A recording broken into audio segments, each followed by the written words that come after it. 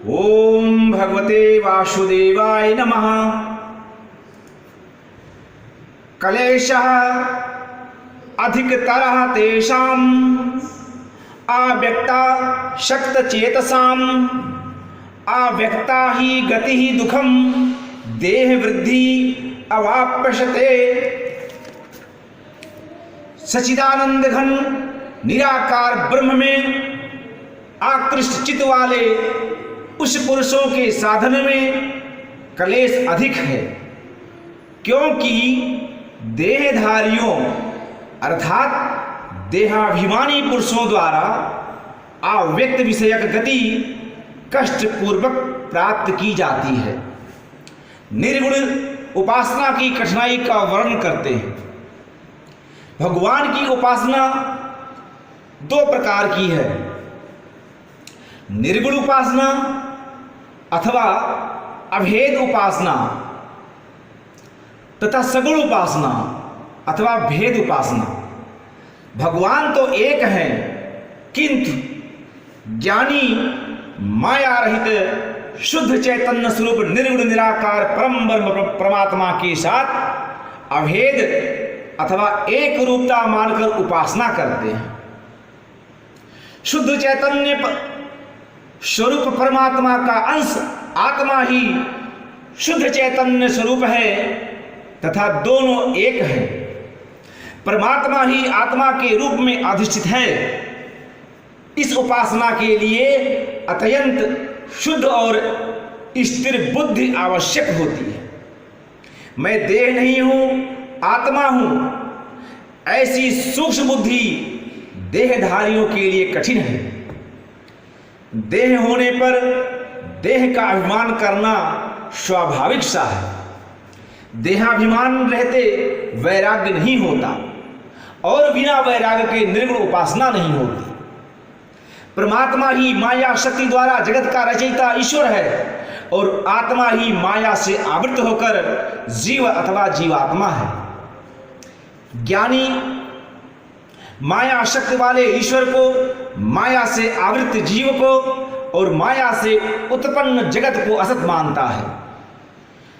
मैं शुद्ध चैतन्य परमात्मा का अंश शुद्ध चैतन्य आत्मा हूं तथा दोनों के एक तत्व होने के कारण मैं परब्रह्म परमात्मा हूं। केवल ब्रह्म ही सत है, ब्रह्म के अतिरिक्त कहीं कुछ नहीं है। जगत के समस्त दृश्य पदार्थ तथा देह, मन, बुद्धि, अहंकार आदि सब मिथ्या है तथा ब्रह्म में आरोपित है और वास्तव में वे भी ब्रह्म रूप ही हैं। ये जगत शब्द की भांति परमात्मा में कल्पित है। सुसुप्त गहरी नींद में जीव जगत और ईश्वर का अभाव हो जाता है तथा केवल दृष्टा शुद्ध ब्रह्म रहता है। जिसका भाव सत्ता है उसका अभाव ना होना कभी नहीं होता। केवल ब्रह्म ही सत्य है। दृश्य नष्ट होते हैं किंतु दृष्टा नष्ट नहीं होता। चित्रशाला में चित्रपट पर दृश्य दिखते हैं तथा उसके नष्ट होने पर दृष्टा रह जाता है। यद्यपि जगत प्रपंच में ब्रह्म आरोपित है और दृश्य रूप जगत में भी परमात्मा व्याप्त है, तथापि वो दृश्य रूप जगत से परे है। स्वप्न का दृश्य स्वप्न की दृष्टा से उत्पन्न होकर उसी में विलीन हो जाता है। परमात्मा सत्य स्वरूप, ज्ञान स्वरूप, आनंद स्वरूप है। अंतःकरण, मन, बुद्धि, चित्त और अहंकार से परे शुद्ध आत्म तत्व है तथा परमात्मा ही आत्मा के रूप में विराजमान है, जो आत्मा से आवृत होकर जीव के रूप में कर्मानुसार जन्म मरण के चक्र में भटक रहा है। अपने को देह, मन, बुद्धि, चित्त, अहंकार से परे शुद्ध बुद्ध मुक्त आत्मस्वरूप, परमात्मा स्वरूप, सतचित आनंद स्वरूप, ब्रह्म स्वरूप मानना ही ज्ञान है। ज्ञान की साधना सिद्ध होने पर ज्ञान ज्ञाता और ज्ञेय कि एक होने पर साधक ब्रह्म स्वरूप हो जाता है। ज्ञानी की दृष्टि में केवल ब्रह्म ही की सत्ता अथवा अस्तित्व है। मैं स्वयं ब्रह्म हूं, ये जगत ब्रह्म है, सर्वस्व ब्रह्म ही है। गुरुमुख से महावाक्यों सर्व खलु इदं ब्रह्म इत्यादि के सुनने पर उन पर मनन करने तथा उनको जीवन में उतारने का अभ्यास इंद्रिय संयम एवं वैराग्य पूर्ण करना कठिन होता है। निर्गुण उपासना द्वारा मन में जगत को बिठाकर सर्वस्व ब्रह्म दर्शन करना अत्यंत कठिन है। ज्ञानी की दृष्टि में मैं और तू एक हो जाते हैं तथा भेद रूप द्वैत नहीं रहता। ज्ञान दृष्टि से शत्रु और चोर में भी मैं हूं। संसारिक इच्छा करना एक दोष है। चिंता और भय भ्रांति है। जैसे रज्जु में सर्प की भ्रांति होती है, चिंता और भय होने से जो जीव कहलाता है वो चिंता और भय से मुक्त होकर ब्रह्म है। देह बुद्धि मैं देह और इंद्राज आदि हूं होने के कारण जीव चिंता भय क्रोध शोक दुख मानता है। दुख अज्ञान का लक्षण है जो ज्ञान से दूर होता है। संसार के सब नाते देह बुद्धि के कारण होते हैं, ये मिथ्या है। किंतु जब व्यवहारिक जीवन में मान अपमान संकट हर्ष आदि का अवसर आता है तो मनुष्य को ज्ञान का अनुसरण करना कठिन हो जाता है। भक्त परमात्मा के माया शक्ति संपन्न परमेश्वर की उपासना करते हैं।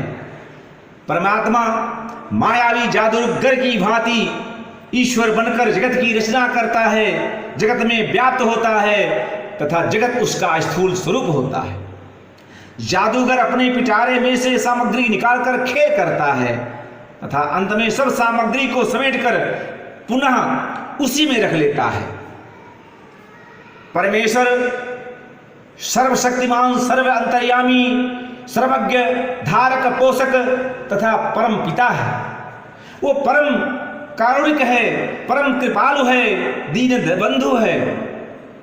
भक्त भगवान की प्रसन्नता के लिए कर्म करता है तथा कर्म करके उसे ईश्वर को अर्पण कर देता है। वो तीर्थ व्रत दान भजन कीर्तन स्मरण आदि द्वारा भक्ति में निरत रहता है। ज्ञान मार्गी अपनी ज्ञान साधना पर निर्भर होता है, किंतु भक्त मार्गी तो अपना संपूर्ण भार भगवान को ही सौंप देते हैं। वो आत्मसमर्पण द्वारा अपनी समस्त चिंता भगवान पर छोड़ देते हैं। भगवान श्री कृष्ण कहते हैं कि देहधारी मनुष्य अपने चित्त को अमूर्त की अपेक्षा मूर्त रूप में अधिक सरलता पूर्वक एकाग्र कर सकता है। भक्त इस जगत को भगवान का व्यक्त रूप मानता है तथा शिव विष्णु राम कृष्ण आदि मनुष्याकार रूपों में भगवान की उपासना करता है। वो मूर्त पूजा में भी रस लेता है। मनुष्य सगुण साकार परमेश्वर की व्यक्तिक भक्ति द्वारा कालांतर में अनायासी ज्ञान प्राप्त होने पर निर्गुण निराकार परमात्मा के साथ एक रूप भी हो सकता है। भगवान श्री कृष्ण निर्गुण निराकार परब्रह्म की उपासना की निंदा नहीं करते। समस्त मनुष्यों के लिए उनकी अपेक्षा भक्ति की सुगमता पर बल दे रहे हैं। कर्मयोग तथा भक्ति योग अधिक सुगम एवं व्यवहारिक है। विवेकशील व्यक्ति अपनी रुचि के अनुसार किसी एक मार्ग का आश्रय लेकर अन्य मार्गों में भी लाभ उठाता है। कर्मयोगी भक्ति के लिए ज्ञान मार्ग से मोह त्याग भय त्याग वैराग्य भाव इत्यादि के लिए प्रेरणा लेना समुचित है। मन में विचार की दृढ़ता होते हुए भी मनुष्य को सुरम्य रहना चाहिए। संकीर्ण कट्टरवाद प्रगति को अवरुद्ध कर देता है। ज्ञान योग द्वारा अपने स्वरूप का आनंद ज्ञान प्राप्त होता है, जिससे मुक्तता नित्यता और दिव्यता का आभास होता है। वास्तव में कर्मयोग पर्वतारोहण के सादृश्य है, जिसकी संपन्नता के लिए ज्ञान का प्रकाश होना अत्यधिक सहायक है। कर्मयोग के अंतर्गत कर्म और आनंदमय बनाने वाला भक्ति योग पर्वत के निर्झरों से निस्तृत श्रमहारी जीवनदायी एवं अमृतोपम जल की सादृश्य है। ओम भगवते वासुदेवाय नमः।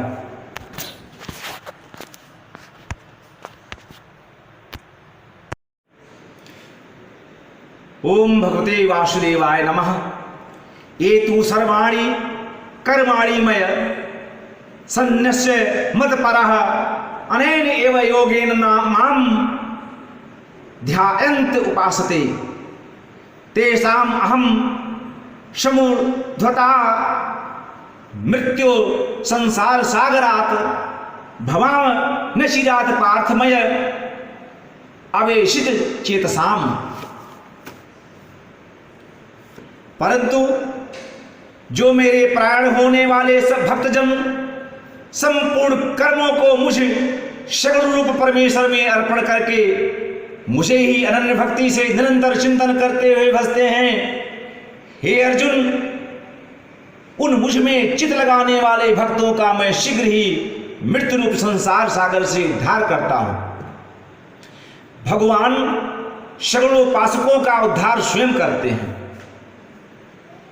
भगवान श्री कृष्ण निर्गुण तथा सगुण उपासना का पृथक पृथक वर्णन करते हुए दोनों की महत्ता का प्रतिपादन करते हैं। जो मनुष्य ज्ञान का आश्रय लेकर परमात्मा को प्राप्त होने की कठिन साधना करते हैं वे परमात्मा को प्राप्त हो जाते हैं, किंतु जो अनन्य भक्ति भगवान का भरोसा लेकर भगवान के प्राण होते हैं, भगवान को अपने कर्म अर्पण करते हैं तथा भगवान का निरंतर चिंतन करते हैं, उन भगवान में आसक्त सगुणोपासकों का संसार सागर से उद्धार भगवान स्वयं करते हैं।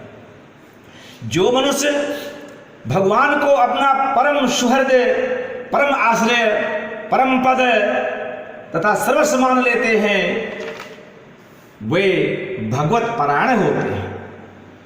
भगवत परायण मनुष्य दुख को भगवान का प्रसाद मानकर चिंता और भय से मुक्त रहते हैं। भक्त अपने भीतर विराजमान सर्वायंतर्यामी भगवान की प्रेरणा से कर्म करता है तथा वो कर्म का ना अभिमान करता है और न कर्म में आसक्त होता है। वो भगवान के विधान की पूर्ति में अपने को निमित्त मानता है। वो अपने समस्त कर्म भगवान को समर्पित कर देता है तथा उसके फल से संबंध नहीं रखता। भगवान को पत्र, पुष्प और फल के सादृश्य कर्म समर्पण करने वाला भक्त कभी विनष्ट कार्य, निकृष्ट कार्य नहीं कर सकता। कोई अपने प्रिय और प्रेमी को सड़े हुए पत्र, पुष्प, फल भेंट नहीं करता। अनन्य भक्ति योग की महिमा विलक्षण है। जो मनुष्य भगवान के अतिरिक्त किसी अन्य का आश्रय नहीं लेता, किसी अन्य की शरण ग्रहण नहीं करता तथा भगवान के प्रेम के बिना जीवित नहीं रह सकता, भगवान के प्रेम में दृढ़ रहता है, वो अनन्य प्रेमी होता है। साधारण प्रेमी के प्रेम में स्वार्थ हो सकता है, किंतु अनन्य प्रेमी के प्रेम में स्वार्थ की गंध भी नहीं होती। कष्टों से पलायन के लिए स्वार्थ दृष्टि से भगवान के पास जाने वाले अनन्य प्रेम के प्रभाव और फल को नहीं जान सकते। अनन्य प्रेमी भगवान का निरंतर स्मरण करता रहता है, उसका मन परमात्मा में निरंतर बसा रहता है। जहां मन होता है वही मनुष्य होता है। जिसका मन धन, वैभव, विलासिता, मान बढ़ाई में होता है वो उसी के उधेड़ बुन में लगा रहता है। जिसका मन भगवान में बसा रहता है उसे निरंतर भगवान के मनमोहक स्वरूप और मधुर नाम का स्मरण रहता है। वो संसार के समस्त कर्म करता हुआ मन में भगवान के साथ संलग्न रहता है।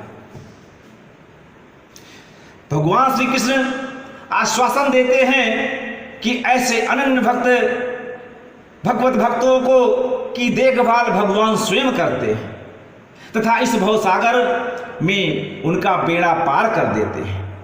भवसागर में मृत्यु और जन्म के तरंगों की भांति हैं। भक्त को मृत्यु भयप्रद नहीं प्रतीत होती, क्योंकि उसकी जीवन नौका प्रभु स्वयं खेते हैं। भगवान भक्त का समुद्धार स्वयं करते हैं। निर्गुण उपासकों को परमात्मा की प्राप्ति में परिश्रम करना पड़ता है तथा बहुत समय लग जाता है, किंतु सगुणोपासक भक्त का हाथ भगवान नचिरात अर्थात शीघ्र ही पकड़ लेते हैं। भगवान श्री कृष्ण सगुणोपासना को सुलभ और सुगम कहते हैं। जिन मनुष्यों का स्वभाव वैराग्य की ओर नहीं जाता तथा जिनमें प्रेम भाव की अतिशयता है, उसके लिए भक्ति मार्ग श्रेष्ठ है। साधक को अपने स्वभाव के अनुसार कर्म और भक्ति से युक्त प्रवृत्ति मार्ग तथा वैराग्य और संन्यास से युक्त निवृत्ति मार्ग में से एक चुनना चाहिए। अंत में दोनों मार्ग भगवत प्राप्ति रूप एक ही गंतव्य को प्राप्त हो जाते हैं।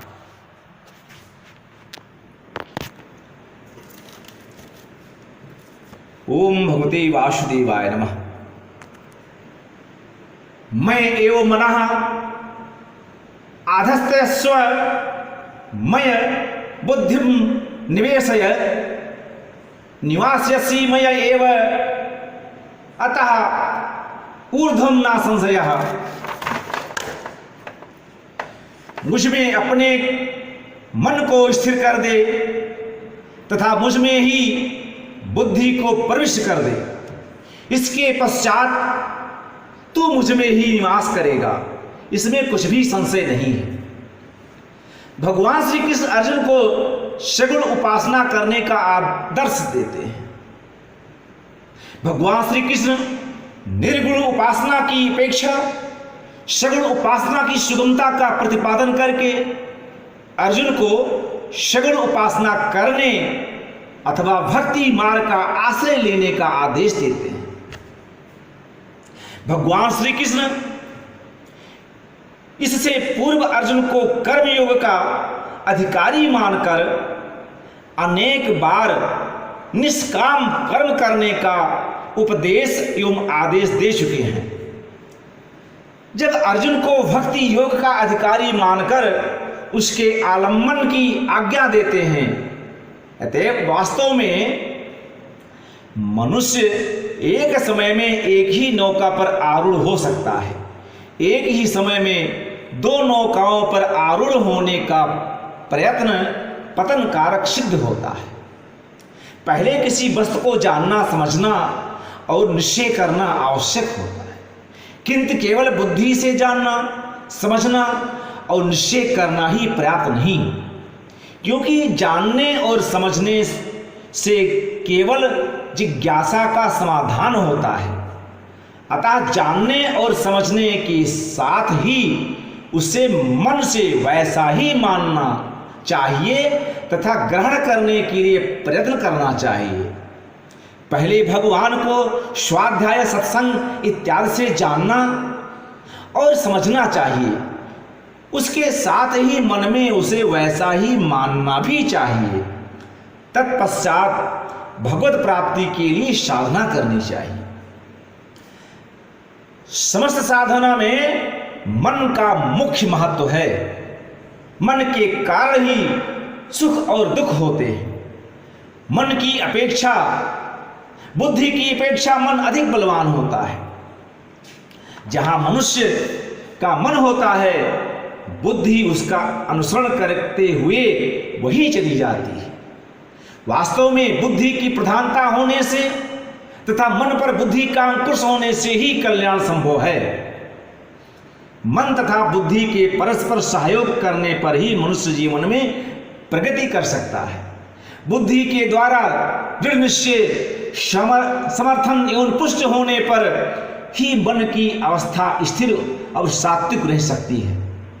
मन की बलवत्ता के कारण श्री कृष्ण अर्जुन को भगवान में संकल्प विकल्पातक मन स्थिर करने का आदेश देते हैं। मन और बुद्धि के तल्लीन होने पर मनुष्य भगवत भक्ति में निमग्न हो सकता है। संसार के अनित्य तथा क्षुद्र विषयों में भटकता हुआ मनुष्य कभी शाश्वत शांति प्राप्त नहीं कर सकता। संसार के विषयों से कभी शांति प्राप्त नहीं हो सकती।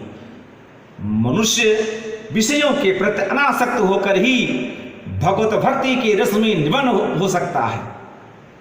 भगवान संपूर्ण जगत का पिता और पोषक है, सच्चिद आनंद स्वरूप है, सर्वशक्तिमान और परम दयामय है। ऐसा जानने और समझने पर मन को विषयासक्त से हटाकर निरंतर भगवान के दिव्य चिंतन में लगाने वाला भक्त भगवान को प्राप्त कर लेता है।